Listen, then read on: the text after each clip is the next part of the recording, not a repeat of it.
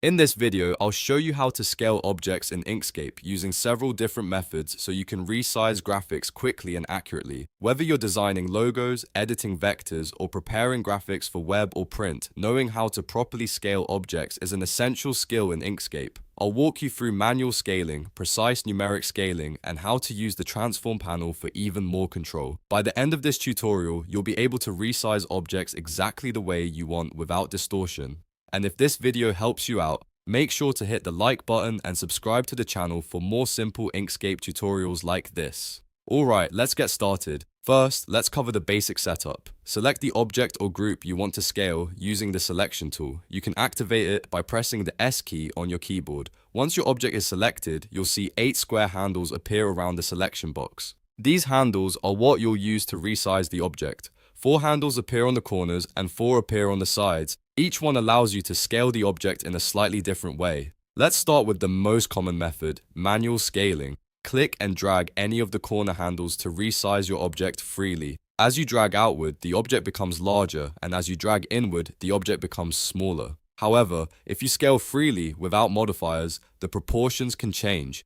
To prevent the object from becoming stretched or squashed, hold the Control key while dragging a corner handle. This locks the aspect ratio so the width and height stay proportional. Another helpful modifier is the Shift key. If you hold Shift while dragging a corner handle, the object will scale from its center point instead of from the opposite corner. This is especially useful when you want the object to grow evenly in all directions. You can also drag the side handles or the top and bottom handles. When you drag these, the object will scale along only one axis. This means you can change only the width or only the height depending on which handle you use. Now let's look at precise numeric scaling, which is useful when you need exact dimensions. At the top of the Inkscape window, you'll see the Tool Controls bar. In this bar, you'll find the W field for width and the H field for height.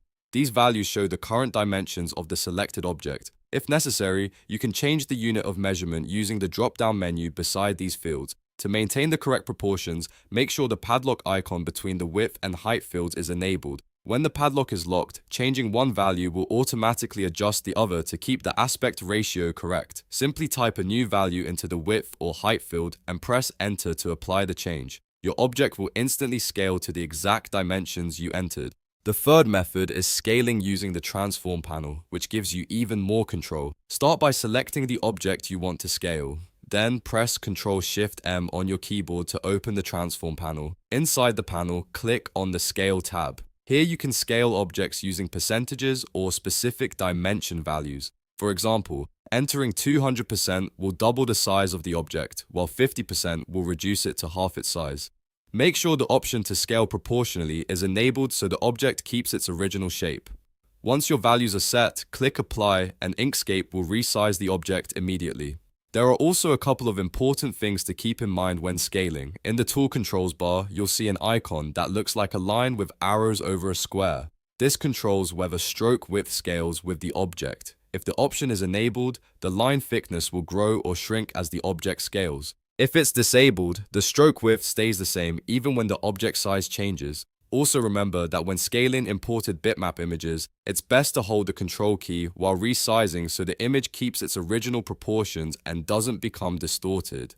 And if you download Inkscape updates or resources from the official website, consider contributing to the project to support continued development. And that's how to scale objects in Inkscape using manual handles, numeric controls, and the transform panel. If you found this tutorial helpful, make sure to like the video and subscribe to the channel for more quick and easy Inkscape guides. Thanks for watching, and I'll see you in the next tutorial.